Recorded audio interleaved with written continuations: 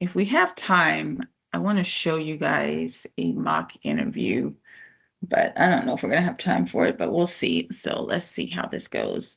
We're in chapter 10, just as a reminder, and we are talking about the interview process. Yesterday, we started our conversation off with understanding the different types of interviews. There are screening interviews, structured interviews, unstructured interviews.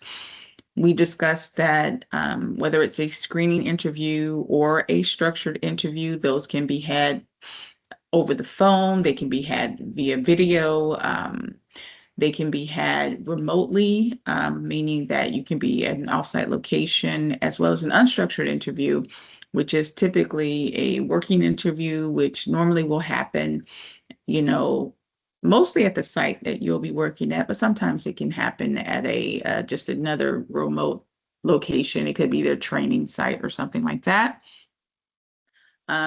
If it is a structured interview, those are our standard types of interviews. And we talked about how it could be just one person or a panel, meaning more than one person asking a series of questions.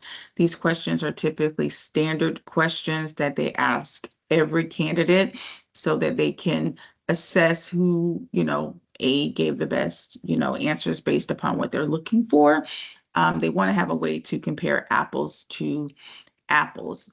And then the unstructured part of the interview, whether it happens on that same day or they bring you back in, typically is a working interview where they want you to do some form of demonstration to showcase your talent. Now, today we're going to focus on the questions that are typically asked during the structured interview portion. So when you're at the formal interview, please remember a structured interview is a formal interview, also known as a directive interview. The questions that they'll ask, they'll try to get, I would say about between 10 questions I've seen them have mostly into approximately an hour. Even if they have more than one person, most times they'll just split up the questions and they'll still ask the same questions from every candidate.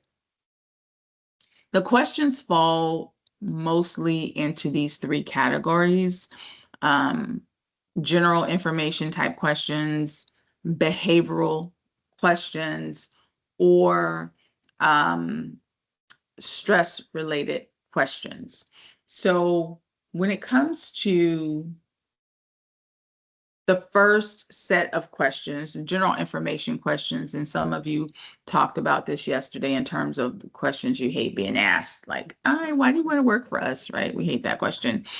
These questions are really designed to get a better sense of who you are. They are typically things that are on your resume, could start out with, tell me about yourself, which I hate that. But what jobs have you held? What interests you most about this position? Why do you want to work for this company? What's your main strength? Are you comfortable using technology required by this position? Really, almost a last verification that you are basically qualified to be, at that position. And then if they're comfortable with that, they'll move into the more specific questions. But how do you handle these types of general information questions? And what are they really asking?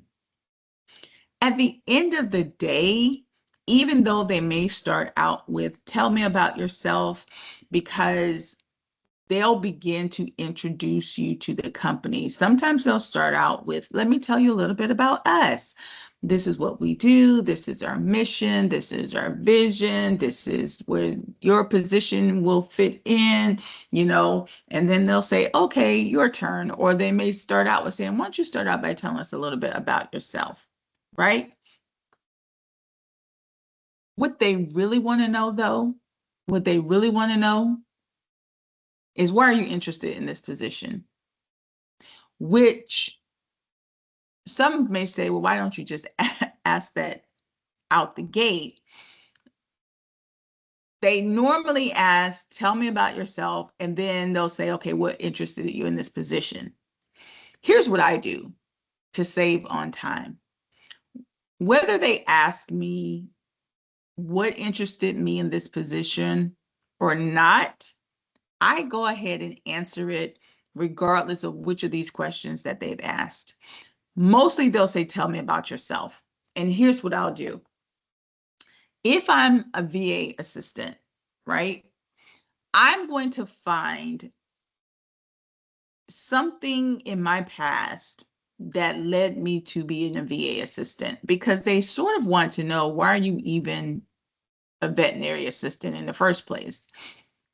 It's always good to start from some place of passion, right? Hopefully, none of us, even though I know all of us, are only in the job just to get a paycheck, right? That's not why you should be getting a career. Even if you say, well, I'm using this as a jump start to something else, you still chose this specific field. You could have chose something else. So it's something about the field that you're in that interested you. So you want to start there, because again, you're trying to build a rapport. So if I were a veterinary assistant, I would start with, okay, do I like animals? Hopefully the answer is yes. When was the first time I experienced my love of animals? So let's say it was on my grandparents' farm, and I would have to go out there every summer to spend time with my grandparents.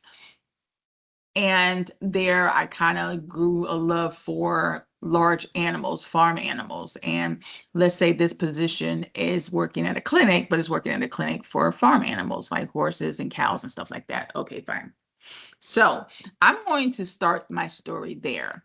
Now, if I don't have tons of experience on my resume as a veterinary assistant, I'm going to talk about the soft skills when I do touch on those experiences very briefly, because even when they say, tell me about yourself, I'm still going to go ahead and walk them through my resume. I'm still going to go ahead and tell them why I'm interested in this position.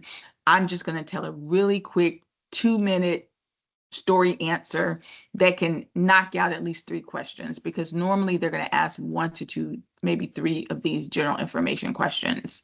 So here's how I would answer it. Okay, Ms. Taylor, thank you for coming in. Please go ahead and tell us a little bit about yourself. I'm going to say, you know what? I've always really loved animals. That I grew up on animals. Every summer I went to my grandparents' farm, and I found myself always really leaning in on working with the larger animals. I knew one day I would, do some work with animals, but I didn't know what. When I first got out of high school, I went into customer service because, you know, I knew that, I worked well with people, and I did some customer service, and, we even did a lot of volunteer work sometimes, with different animal shelters and stuff. We would let the animal pet store come in and we would work with them. I also went on to do a little bit of work, in telecommunications, and I even did, some work, in real estate. And I did love working with the people, but I still knew I had this passion for working with animals. So I decided to go back to school to become a veterinary assistant so that I could work with these animals. And I realized, it was really a passion.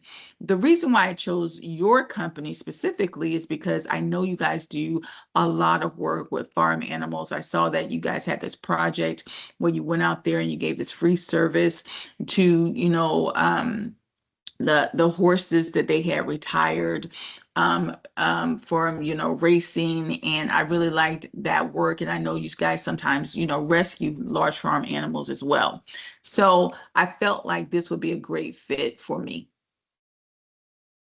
Y'all see what I did? All I did was told them why I love animals, started out my little blah blah blah. I did a lot of customer service, didn't have too much to do with what they did, but I did work with customers. I touched on that, and then I got right to the point. Here's why I'm working. Here's why I want to work for you. You always want to end with them, because that's all they really want to know. Like, why are you here? Every time I answer the question that way, they always say, wow, well, you've already answered at least 3 of our questions, and they love it. They love it because remember, they have to ask these standard boilerplate questions anyway. So go ahead and knock it out because you don't want to spend 2 minutes talking about yourself and then have to spend another 2 minutes talking about them because then it's going to sound redundant, right? But if you go ahead and knock it out that way, you will kill this general information section very quickly, especially if they ask you to start out the conversation because now you're trying to figure out what is it these people want to know. Always end with why I'm at your company. And then if you do it that way, I've always seen them perk up because now they're like, okay, good, we can move on to the good stuff. And then they're more excited to tell you about the company because they feel like that you've already done a little bit of your research, you know what the position is about, then they can actually start to have a real conversation with you as opposed to just trying to, pick something out of the sky of what to talk about. If you start out with, letting them know that you've done some of your research and, this is specifically why I want to work for you, then they feel like, oh, okay, now I can level set and start a conversation with someone that has a little bit of information about us. Does that make sense?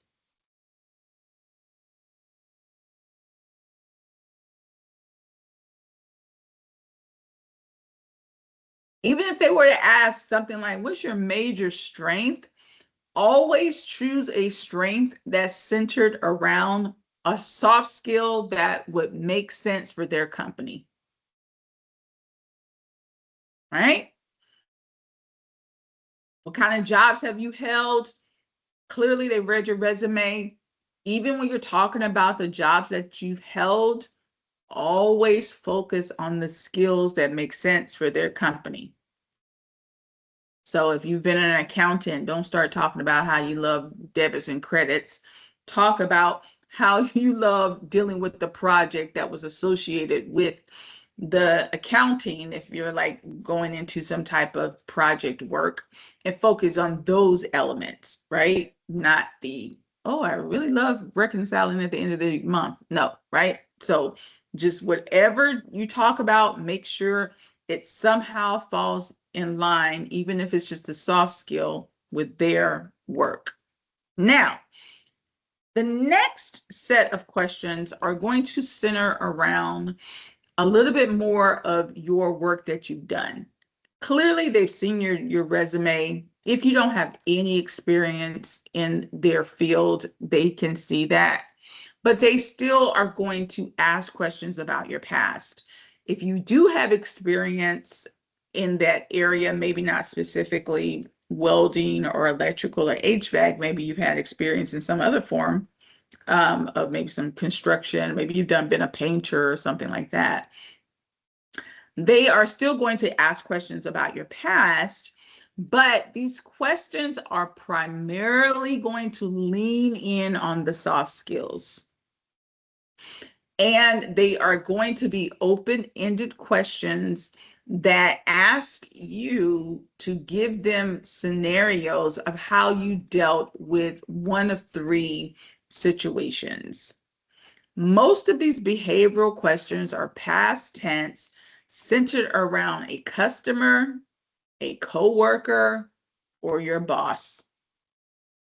You've reached the behavioral portion of the interview when they start with, tell me about a time when. It's always going to be past tense. Describe a time when.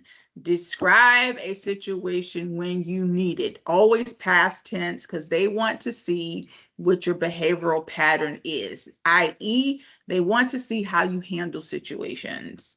So because, especially if you're new, they're not going to ask you questions about the work yet.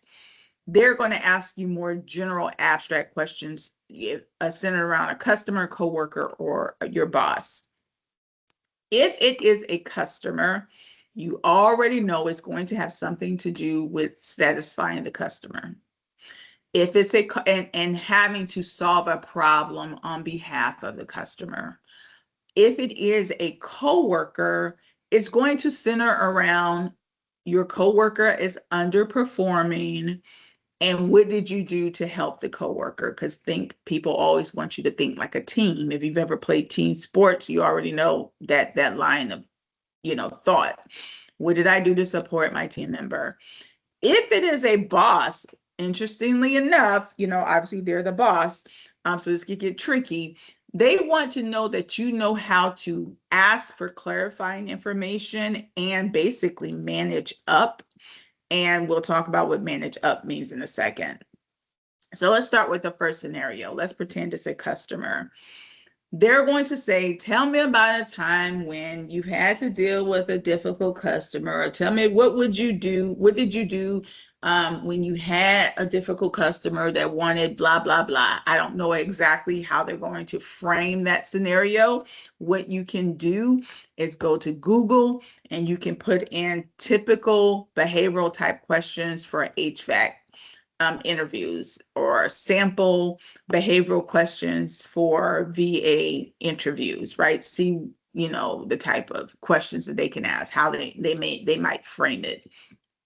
But it's going to be customer. If it's veteran veterinary assistants, it's going to center around, the pet owner not being happy with something, right? Maybe it's the diagnosis, maybe how you want to treat, obviously could be something more sensitive, like the animal's not going to make it. Or if it's, HVAC, welding, or electrical, probably going to have something to do with if it's on a project, the company that you guys are working for are not happy. They feel like you're running over time. They feel like things were not done properly, that type of stuff. So they're going to say, tell me about a time when you had to deal with a customer that wasn't happy with your work. If it's like HVAC, welding, or electrical. If it's VA, they may say, tell me about a time when you've had to tell a patient no, or a customer no, or tell me about a time when you've had to give customer bad news. How did you handle it? All right. If it is a customer, all they want to know is, do you know how to empathize with the customer and try to handle the situation, even if in the end the customer is not going to get the answer that they want? Or do you know how to manage the situation without focusing on the issue? They'll always say, oh, the customer was so irate. You don't care nothing about that, right? When you work under pressure, when you have emotional intelligence, you don't focus on how a problem is being presented. You focus in on the problem. That's where emotional intelligence comes in. Okay, I'm glad I got some amens there. That's where emotional intelligence comes in. Do you know how to focus on the issue and not the emotion? Right? Because emotions trigger. So if someone's upset and then right, people are people. People get upset all the time. Can you just focus on the issue and manage your own personal feelings and only react to the issue? Oh, this customer was irate. If it was me and I was in the HVAC, the VA, and the customer was upset because the bill was too high, I will say I totally understand. Always empathize first. Oh my goodness, because you're bringing down the temperature. Bring down the temperature. Oh my goodness, I totally understand how you feel. Let's see what we can do to assist you. Can you tell me a little bit more about the issue? Walk through the issue with them, and so think of a scenario where you've had to do this. Did I ever have to bring down the temperature and walk a person through something and work through it with them? Because a lot of times people just want you to work through it. Sometimes people already know the answer is no, but they just want an empathetic ear, and you were able to assist the customer. So I know if you've ever had a job, you've had to help a customer before of some sort, right? So think about one time in your career, regardless of how long or short it is, where you've had to help a customer and they may have been upset, how you dealt with it. Focusing specifically on your empathy that you showed the customer and the result that you gave the customer. But they really just want to see, can you empathize? Can you focus on the problem and get a result? Even if you're HVAC, welding, or electrical, same type thing. The person was upset about the time. The person was upset about the product. They didn't like the way something was done. Have you had any situation where someone was not happy with the service, which is where how yours is going to work primarily? You're going to think, okay, show how you were empathetic, show how you walked them through it, show how you fixed it. That's all they want to know. Does that make sense? So here's what you're going to do. I always tell people, try to bring a little notepad. Try to bring a little notepad with you, right? Because you're nervous and you're going to want to try to remember. So, okay, and they're not going to know what's on your notepad. I always tell people to try to write in code. So, because they're thinking that you're bringing the notepad for them to take copious notes of all the great stuff they're going to tell you. And you kind of are, but this is also for you, right? So on my little notepad, and I wouldn't have like a big 8.5 by 11 piece of paper. I just have one of those little notepads I can just stick in something. I would have like Sam written, because if they ask me a question about a customer, I have my Sam story. It's going to jog my memory, right? Because sometimes if someone's asking you a question, everyone's already, nervous about whatever.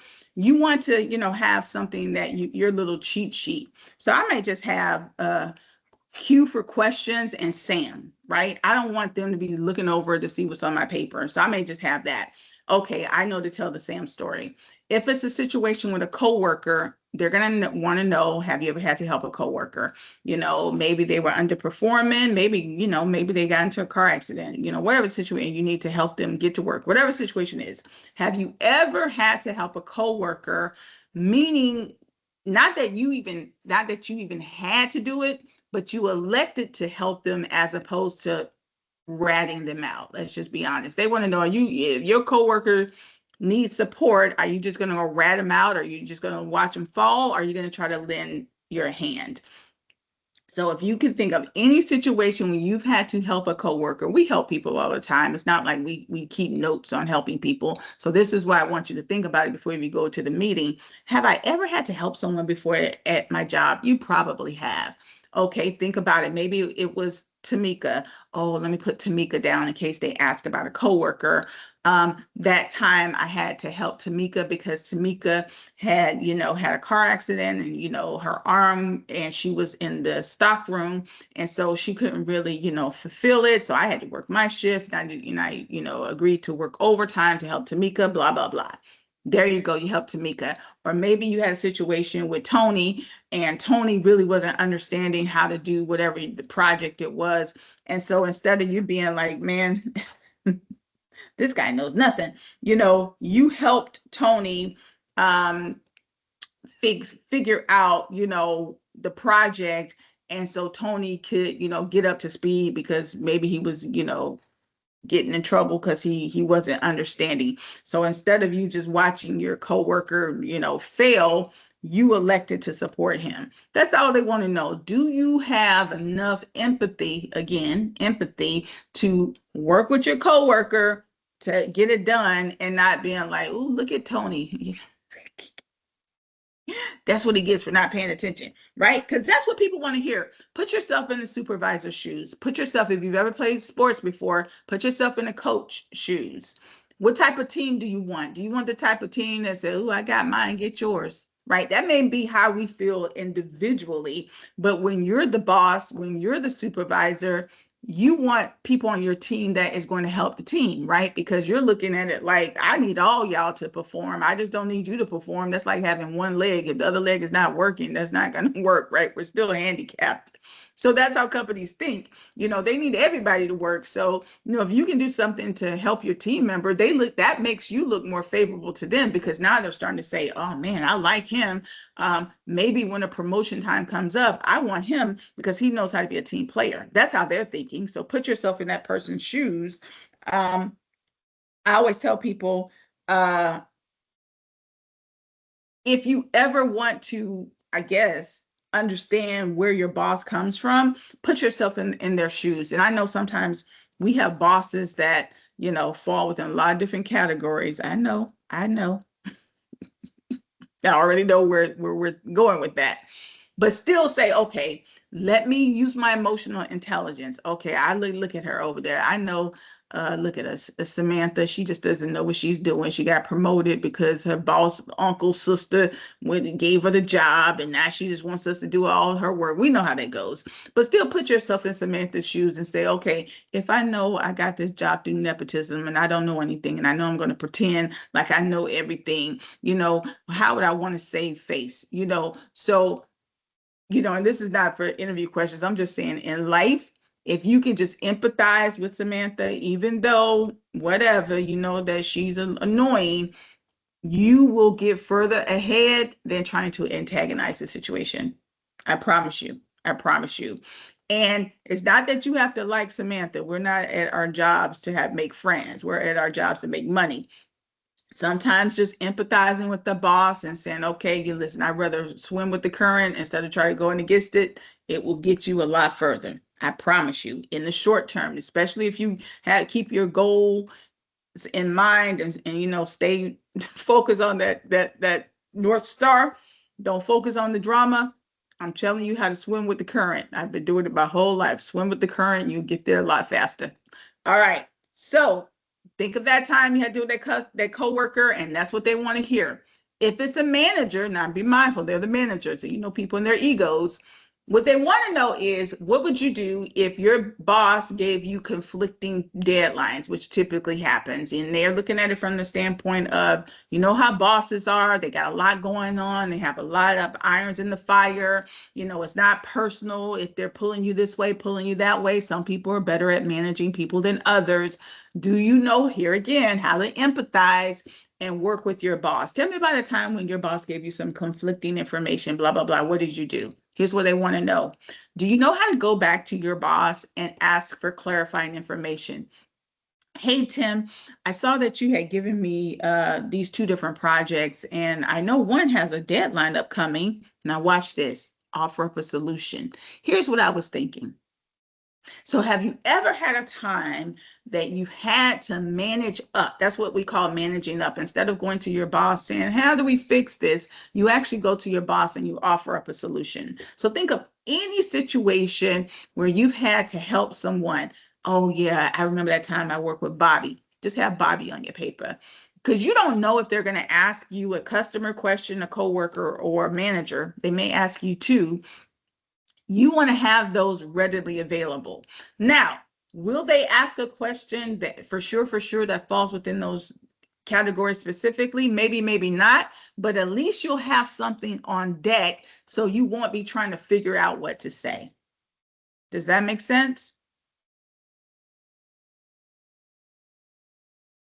Any questions on behavioral? So remember, behavioral questions, past tense, customer, coworker, boss, empathize, offer up a solution. That's all they want to know.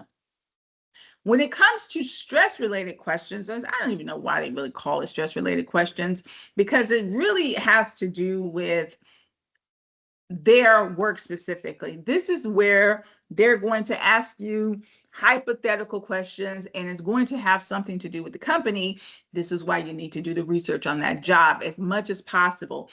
Not just that job, but jobs like it. So if you know you're going in to be a welder at this company, and let's say it's transportation and you're going to be doing some welding on airplanes, look at that job description very carefully. Do some research on welders and airplanes. Look to see what type of work you do. I would even go to YouTube to see what type of work it is, right? So when they ask me a hypothetical question, the good news is it's still going to fall within one of those three categories: a customer, coworker, or a boss. They're going to give you a hypothetical, and it's going to typically start with, what would you do if? Tell me, what would you do if? Now, you know that the hypothetical is going to come from the type of work that you're going to be doing. So if it was a welder in an airplane, what kind of situations could arise? Do my research, go to Google. Please give me sample stress-related interview questions as a welder working in transportation. You see what I'm doing? This is all about doing your research. So you can see the type of questions that they may ask. But probably it's going to have something to do with if it's a customer, the customer is going to be the airline. It's not going to be a person flying, right? So think about who the customer is. It's probably going to be an airline or it could be a contractor, could be the customer. And typically it's still going to be they're not happy. They're not happy about something. If it's welding, maybe they're not happy with the work. Like I said, even if it's HVAC and you guys worked in, refrigeration, and let's say you worked for a refrigeration company, 9 times out of 10, they're not going to be happy with the work. What did you do? What would you do?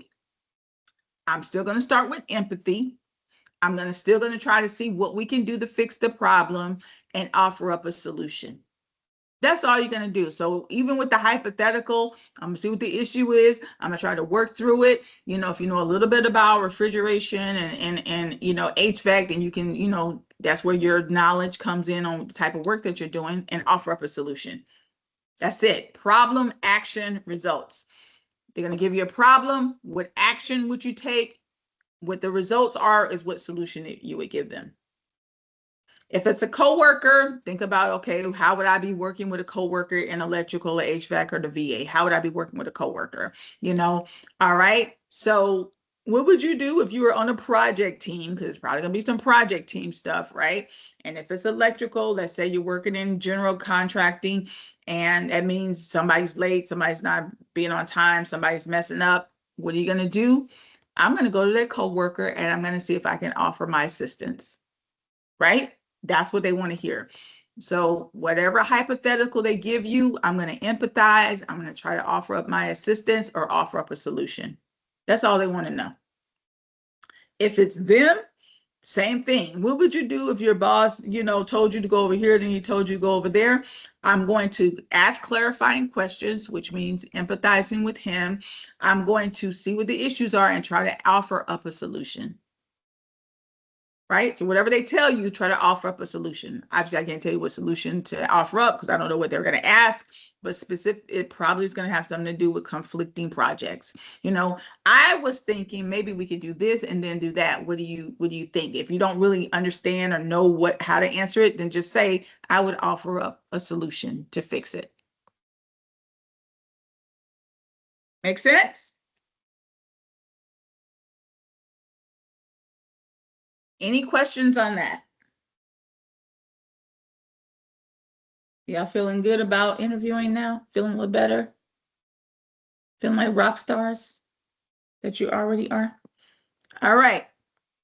Now, there are certain things that they will never ask because it's illegal. Yes, I know it is illegal. Did you know that? It is illegal from the federal level to ask for anybody's age, disability, ethnicity, gender, marital status, or religion, right? All that stuff we supposedly allegedly got rid of anyway, but you cannot ask. So I don't care if the person's hair is full of gray and you're thinking, can they keep up with us? They can't ask you how old you are, right? There's no place where you put your date of birth on a job application in most cases, right? So they cannot ask you how old you are. I don't care if you come in there with glasses that look like Coke bottles and you're applying for a welding job and they are like, I'm a little nervous about this one. They cannot ask you, can you see? Listen, they cannot ask these questions. If they ask any of these questions, don't answer, number one. And number two, like, people have sued for being asked these types of questions because it can be considered a bias. It's almost like going to court and the court asking you to, testify against yourself, right? So why would I offer up all my personal information and then you're just going to use it to against me, right? Because I don't know how you're going to use this information. I don't care if you come in there looking 9 months pregnant. They can't be like, oh, when are you due? Because you don't know how they're going to use that information. They could use like, oh, I know as soon as she dropped the baby, here we come. Now it's going to be, you want to take time off and all this and that. They're not supposed to ask those questions. Obviously they can see it, and they can make assumptions, but you don't know the situation. You don't know. Maybe I got my mom's at home. I'm a, have this baby and we got a whole systems going on there. I wouldn't apply for the job if I couldn't do it. Mind your business. Let's have this interview, right? So they should never ask these types of questions, right? It is illegal, not unethical. It is illegal. I do know people that have sued people in an interview and won because they were discriminated against. So it does happen. I actually knew a professor that when she went to her interview, she told them, "Hey, I have this condition from being a veteran, and so only thing I ask is that, when you give me equipment that," and then she wasn't even asking for much, like some anti-glare type stuff, so she can put on all of her equipment. And dude was like, "Fine, fine, fine." And then when she got to the job and she demanded, well, really asked for it, and he was like, "I don't know." And she was like, "Wait a minute, I told you it's going to be a big issue for me. I can't see." He got mad at her, and he said she was being difficult and he didn't want to keep her. And she had to get a lawyer. Because think about it, the person has quit their other job to come to you. And now, because the person has a disability that she disclosed, and now you got a problem with it. How stupid was that? He ended up actually losing his job for even getting the company involved in all that foolishness. So this is a real thing, people, I'm telling you. So, most HR people know better than they prepare supervisors who probably don't know better. They're not in the legal field. Don't ask any of this stuff, right? I don't even care if they go down that rabbit hole and they just had a baby and you see them, they got pictures everywhere, and they talk about their kid. Keep your business to yourself. Don't talk about your personal situation. I don't care if you just had a baby and you're like, "Oh my God, let me build rapport." Don't build rapport. You don't know if her boss is already mad at her because she just came back after 4 months and now they're thinking you got a baby, and then now they can look at it in a negative way, right? Keep your personal business to yourself. You want to be cordial, you want to be nice, but stick to be a professional. Trust me when I tell you that. All right. Now, once you get in there and you want to talk about your family, that's different. All right. You always think, and I'm telling you, I see it all the time. We always think, "Oh, I got something in common with this person, went to the same high school, this and this and that." But remember, they're comparing you to everybody else, and you don't want them to use anything personal to compare you. Make sense? Trust me. All right. What should you ask? Because I know this is something that a lot of us want to know. Okay, well, if I can't ask this, I can't ask this, what can I ask, right? Here are some things that you may want to ask, in addition to things that maybe you came up during your research. Like, for example, the job posting was talking about different projects with an S. And so you're like, "Okay, am I going to work on more than one project?" Maybe that's a question. Maybe when you saw the job advertisement, it was talking about the new project they got in Tampa. You're in Fort Myers and you went onto their website and they're talking about the project is in Tampa and Fort Myers. So maybe you have a question about that. Okay, are they interviewing specifically for Tampa, or am I going to get, positioned at the Fort Myers, right? So those are questions that make total sense. And it also shows that you've been doing your research. It's good to prepare these questions. Now, here's the thing. When do you ask questions? My friends, don't wait until the end to ask all your questions. You want the interview to seem like a conversation. So you want to impose your questions when it comes up. So if we go back to the first part of the interview where they're doing the general information questions, if you start out, they say, "Tell me about yourself," you do your part. And then they start to talk about the company and they say, "Okay, so thank you so much. We're so excited that you're here. Let me tell you a little about the company, yada, yada, yada. And we have these two projects. One is Fort Myers, one is in Tampa." Ask that question right there. Because remember, you're not asking questions just because you want to seem studious. You're asking these questions because you want to know if this is the right job for you, right? So you can then interject that first question, right? Don't wait to the end. If they're talking about Fort Myers and Tampa at the top of the hour, that's when you want to ask. And here's the other thing. You don't ever want the interviewer to think that anything is an issue. It's almost like playing cards, right? Playing chess. Keep your business to yourself. You want to, maybe it is an issue for you. Maybe you're thinking, I'm not traveling to Tampa, so it better be in Fort Myers, or vice versa. Don't let on to that, because remember, they're comparing you to everybody else. So when they talk about it, oh yeah, we're so excited. We got this project in Tampa and Fort Myers. You say, oh, okay, is this position going to be in the Tampa or Fort Myers? Oh, no, no, no, this position is going to be in Fort Myers. I'm like, oh, okay. Don't say, oh, thank God. No, don't do any of that. Make a mental note. I got one of my questions answered. It lets you look good, because they're saying, oh, okay, the person is doing a research and you got your question answered. If they start talking in the stress related questions about the job, because that's where they're going to talk about it more, and you remember they said projects, and you're like, okay, so what does that mean? Am I going to be traveling? How does that work? Or am I going to work 6 months here and 7 months there? I knew about the project that they had downtown, but does that mean I'm going to be downtown for 6 months and then I'm going to be across town for the next 6 months? I need to know, because I'm sharing a car with my wife, like maybe whatever your situation is. So when they get to talking about the project, typically they'll talk specifically about the project when you get into those stress related questions. So, Sarah, in this project, you're going to be doing this and this and that. We have two projects, but you won't be working on both of them. You can interject there. You say, oh, will I be working on the one in downtown, or do you have a different location? No, yours is going to be downtown. Normally we do have two projects, but that other one is finishing up. So we're just going to start you on this one. And typically you'll just stay on that project. Got your question answered. Didn't have to go into, me and my wife only share one car. Don't tell people your business, right? You got your question answered without letting on that anything's an issue. Does that make sense? All right. You want to look attentive. You want to look studious. You don't want to look nervous, because what's going to happen? If you look nervous, you're going to make them nervous. You don't want to look like a problem. So don't bring your problems to the interview, right? Keep your business to yourself. Get your questions answered. Once some questions that you could ask is, maybe you're interested in overtime. And this is something that I said, which you can ask the screener, especially if the screener, the HR person, is a little talkative, and maybe you want some overtime. Maybe she's like, oh, the job only pays 25 bucks an hour.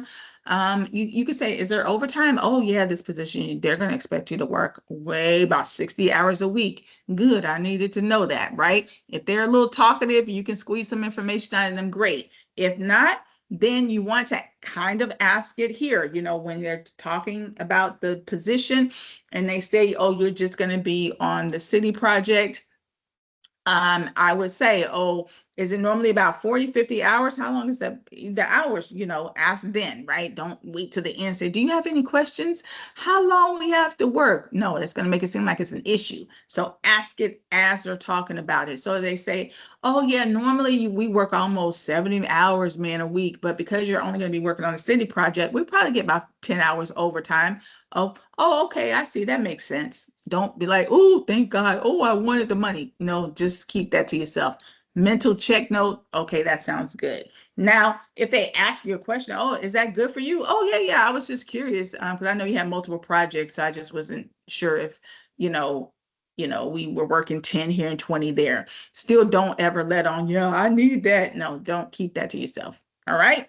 So totally fine to ask about the hours. It's good to ask, where are they in the hiring process? You need to know, am I the first person you've interviewed? Because you know how companies are. They take at least 2 to 3 weeks just to get through the interviews. So if you know that you're the first person that they've interviewed, that helps you manage your expectations. I know these people just interviewed me first. They're not going to call me tomorrow. So let me go ahead and continue to do my research, right? Continue to do my interviews and not be expecting them to call me tomorrow. Now, if I'm the last person that they've interviewed, then yeah, your expectations is that they will probably call you soon, right? So it's totally fine to say, where are you in the hiring process? Now, for someone like me, that once you get a little bit more senior, you may want to say stuff like, what should I expect in my first 90 days, because I want to know, am I walking into some ambush, or you can even maybe ask, if the job description doesn't say it's a new job, you may say, oh, is this a new position? Don't say if someone left, just say, is this a new position or am I, filling someone's position? And then they'll say, oh yeah, Timothy got promoted, so he's going to be here and he's going to train you. Or Timothy left the company 3 weeks ago. So you're thinking, oh heck, is somebody covering Timothy's work, or am I going to get Timothy's work when I come in? Right? It just helps to, frame out the situation that you're walking into. Nobody likes to walk into a situation blind. So those are totally fair questions to ask, right? So if you can squeeze in am I filling someone's position or is this a new position? Totally fair question. Questions you should not ask. Why should you not ask about salary? Here's why. If they don't tell you, okay, this position pays this, hard stop, then it means that the position has a salary range anywhere from 25 to 40. They don't know what to offer you until after they've interviewed you. They're going to compare you against the other candidates. You don't know what you want them to pay you until you heard them say exactly what you're doing. That's why you're going to have your questions, because if they say, oh no, you'll be traveling a lot. So you may be thinking, well, I'm going to be traveling a lot. Y'all might pay me a little bit extra. Or we're going to expect you to work as a team lead. That means you're going to pay me extra. Or, maybe we expect you to help with training. All of that is going to help you calculate what you're going to ask these people for or what you're willing to accept. They're looking to see how many hard and soft skills that you have that they need, and that's how they're going to ascertain what to offer you. So let's say they met 5 different candidates. Let's just, for simplicity's sake, you met 8 of the 10 requirements. Timothy met 6. Whoever else met 4. Then they're like, okay, we really like him. He has 8 of the requirements. He doesn't have all 10. Let's offer him 35. You've gone back, and they're not going to tell you this, obviously. So they can't tell you because they got to go back. They got to confer. If it was 2 of them that interviewed you, they got to go to HR. They got to talk about you. They got to say, okay, what do we want to offer this guy? Obviously, let's just keep it real. Companies always try to offer the lowest possible, so they're never going to offer you the top. So don't ever go in thinking that you're going to get the top unless you have tons of experience and the top is your bottom. Then that's a different story, right? And typically that means you're applying for a job that you're probably overqualified for. So there's that. But normally that range, they're not going to offer you the top. It's probably somewhere in the middle, right? So unless you have no experience, then they're going to offer you the 25.